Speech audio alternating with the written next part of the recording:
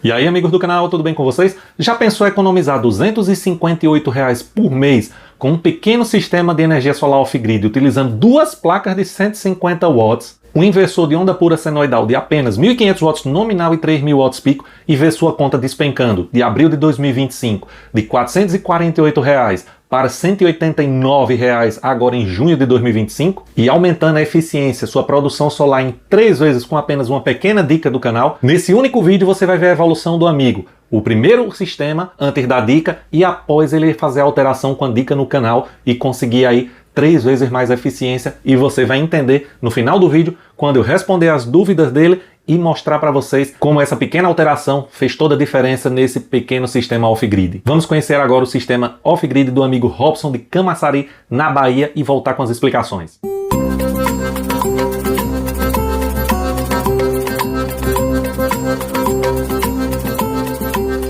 Bom dia, amigo Tarcísio, aqui é o Robson, Camaçari, Bahia. Aqui foi onde tudo começou, Tarcísio, ó. 1000, nunca, né? Tá 380. A hora que eu atualizei, ó, 1500, senoidal pura, potência, real, pico, 3000, um belo inversor, 12 para 110. São duas baterias, eu tive que tirar uma ontem porque a bateria do carro minha esposa deu problema, vou ter que comprar outra para botar de volta. Aqui o voltímetro, aqui a plaquinha. Tá sendo uma dúvida, eu configurei para fazer a transferência de manhã quando tiver o sol, uma intensidade boa com uns 14.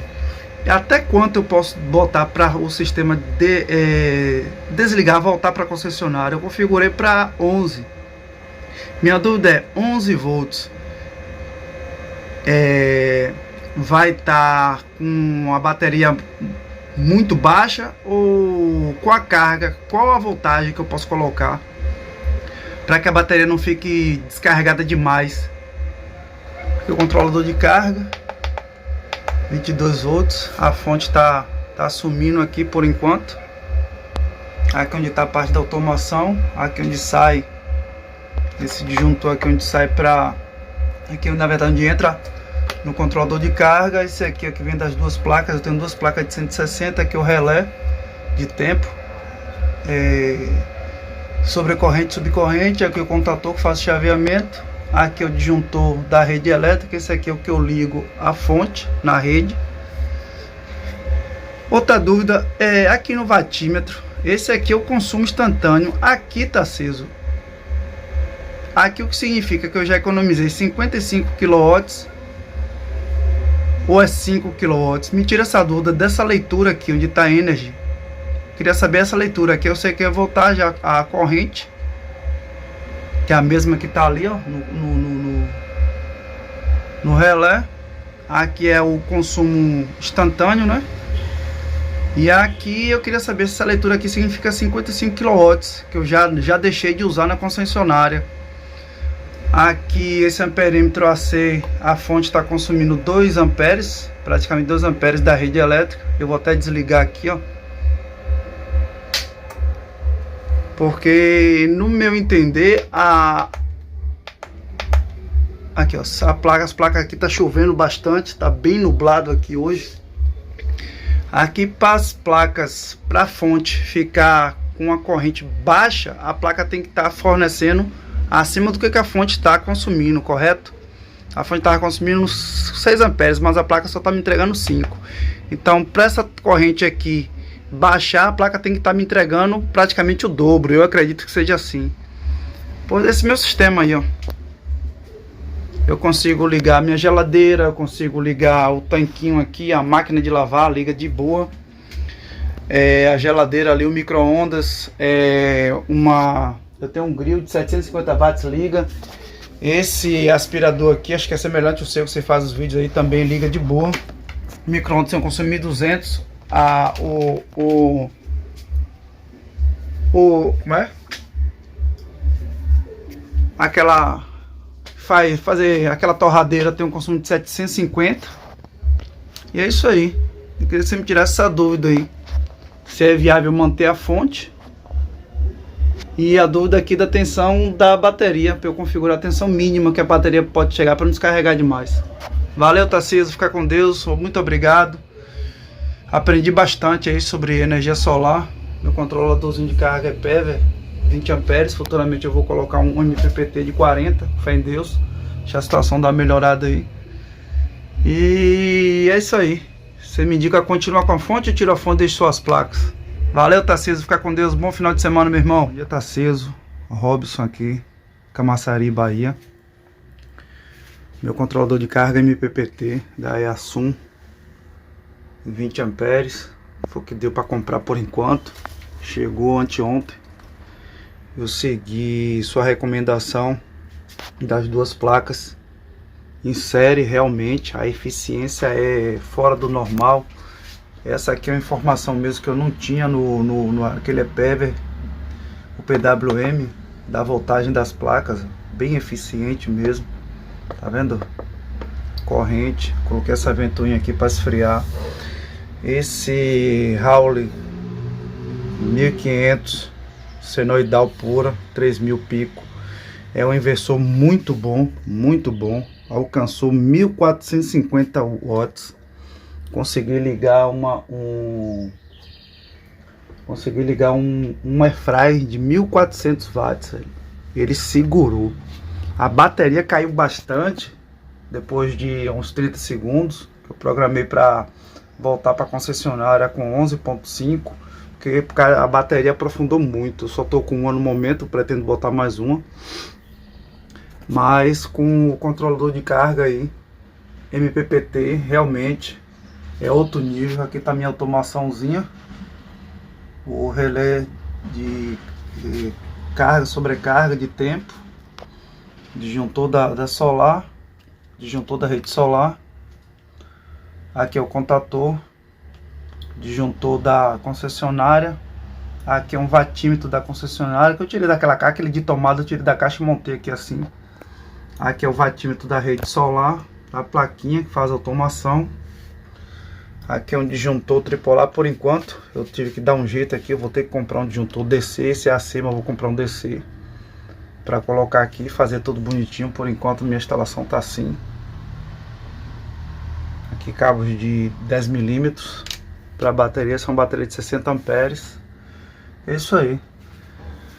No momento eu estou desempregado, mas assim que Deus clarear aí e conseguir uma oportunidade de emprego novamente, eu vou dar um up aí nesse sistema. Foi o que eu consegui montar até o momento. Eu agradeço muito pelas suas aulas, tirei várias dúvidas.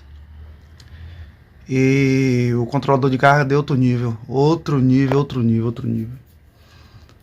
A depender do horário, eu estou chegando aqui a ter uma corrente de 18 amperes. As duas placas em série tá me fornecendo no máximo. Ontem chegou a 18 amperes indo para o banco de baterias. Valeu, Tarcísio, obrigadão, fica com Deus. Tamo junto. Meu sisteminha aí, vou evoluir com o tempo. Tá funcionando minha casa toda, menos o ar-condicionado. Geladeira, airfryer, micro-ondas. Esse inversor é fenomenal, velho. É um inversor barato. Esse me custou R$675. Esse é um inversor muito bom, veio da China, né?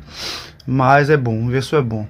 Valeu, Tarcísio, fica com Deus, um abraço. Vamos agora responder às dúvidas do amigo Robson de Camaçari, na Bahia, mostrar para vocês qual foi a dica que aumentou a eficiência, fazer alguns comentários. Mas antes, te peço, se inscreve no canal, ativa o sininho aí para receber as notificações quando o vídeo subir, participar do salve com a galera, e não deixe de participar do sorteio das estações de energia solar portáteis da Blue ET. Como é que você faz para participar? Esteja inscrito no canal, se torne membro, é um picolé por mês, R$ 7,99, que você ajuda o canal a continuar trazendo conteúdos, aulas gratuitas, nunca cobramos pelo conhecimento, e o canal, para retribuir essa ajuda, ele sorteia aí várias estações de energia solar, inversores, etc. para esses amigos membros do canal. Agora em setembro essa estação, até o final do ano mais 4 estações aí e muito mais. Então não deixe de participar. Mas vamos agora responder as dúvidas, anotei aqui porque são vários detalhes. A primeira dúvida que o amigo falou sobre a tensão de mudar aí, sair do solar para concessionária. Ele falou em 11 volts. Como eu conversei vários áudios com o amigo Robson, eu expliquei que a situação do off-grid com bateria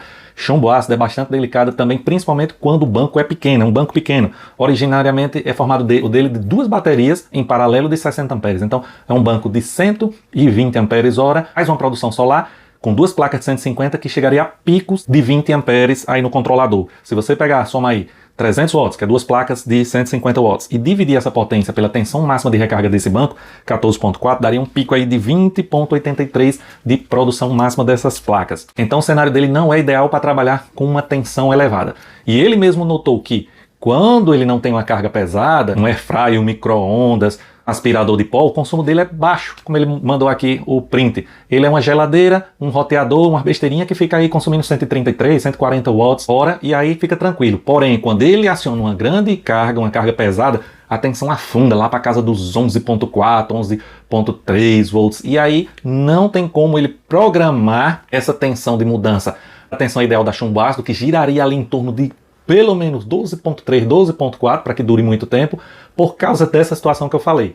Banco pequeno, chumbo ácido afunda com grandes cargas e se você programar para uma tensão elevada vai ficar mudando toda hora. E é por isso que nesse sistema eu usava aquela fonte auxiliar para segurar a tensão mais elevada no momento do pico de carga e depois, quando baixava aí o pico de carga, assumiria a produção solar, não ter um gasto maior com a fonte do que com a própria geração off-grid. A segunda dúvida foi sobre o watímetro dele ali, se era 55 kW, não, ali é 5.500 e alguma coisa watts, o que significou 5,5 kW. Toda vez que ele apertar no botãozinho ali, ele vai resetando esse consumo, ou quando, dependendo do modelo, a desligar a alimentação dele, ele vai perdendo ali a configuração, sem contar que alguns modelos, quando chega em 9.999, zera. Outros modelos melhores, ele vai até aí os 999 kW, seria melhor, para você manter aí a sua produção atualizada. E sobre a dica que melhorou a eficiência do sistema do amigo, ele estava trabalhando com essas 2 placas em um controlador PWM. Apesar de ser um dos melhores PWM da EPEVER, mas o rendimento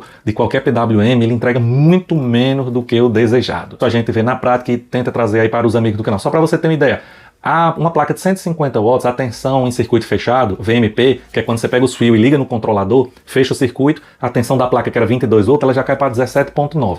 E ela tem uma corrente máxima, vamos dizer, na melhor situação, de 8.3 amperes. Se você colocar 2 placas em paralelo, como ele colocou, ele poderia extrair máximo aí nesse controlador, seriam na saída os mesmos 16 amperes de entrada na média. Porém, na prática não é isso que ocorre. Não vai ter o sol toda hora, não vai estar no pico, então ele estava ali extraindo a potência e a corrente de saída de 2 placas como se fosse uma e estava terrível o desempenho. A gente diz, pega essas 2 placas, coloque em série e coloque um MPPT, nem que seja um MPPT de 20 amperes. Por quê? Como você só tem 2 placas e o máximo que você vai produzir é 20,83 amperes, então se você conseguir algo próximo de 20, como ele está conseguindo aí, praticamente os 20, 19 ponto alguma coisa, você vai estar gerando o máximo, aproveitando o máximo de sua produção para o sistema. E para um sistema que ele consome em média 133 watts e só em alguns momentos é que ele ativa uma carga ali, um micro-ondas por alguns segundos, um airfryer por alguns minutos, então você vai conseguir utilizar o seu sistema de forma correta. E o que foi que ele fez? Retirou a fonte, retirou o PWM, botou as 2 placas em série no MPPT e está conseguindo aí quase o máximo de desempenho no seu sistema. Recomendamos ao amigo que assim que puder, que a situação melhorar, troque seu banco de baterias para um banco de lítio ferro fosfato, ele já resolve o problema da autonomia, da duração do banco de baterias e do afundamento de tensão. Que um banco de baterias lítio ferro fosfato, mesmo aí com a carga máxima, a queda é bem pouquinha, na casa ali dos milivolts, e trará aí inúmeras melhoras para seu sistema. E esse inversor que o amigo comprou aí seguindo as dicas no canal, é um inversor muito bom, entrega quase 1.500 watts nominal, 3.000 pico e com preço convidativo, porque normalmente, nesse momento com 53% de desconto, ele está saindo aí a 760 com o preço despencando para 575 utilizando esse cupom FSBR10. Ele tem saída 110 ou 220 volts e banco de bateria de 12 e 24 na entrada para você escolher. Então foi esse o resumo aí do sistema do amigo. Quero agradecer pelo envio do vídeo, que vai ajudar muita gente aí a responder suas dúvidas. E vamos direto agora entrar no salve. Vamos ver aí quem foi os 6 cabos bom que garantiu seu salve. Nosso amigo Ronaldo Couto, Curitiba, no Paraná. Hélio Freitas, de Belo Horizonte, Minas Gerais. Júri Bonfim, lá de Poções, na Bahia. Miqueias, de Lages, na Bahia. Reginaldo Gomes, de Ataleia, Minas Gerais. E Antônio Carlos, de Saquarema, Minas Gerais. Grande abraço a todos, valeu!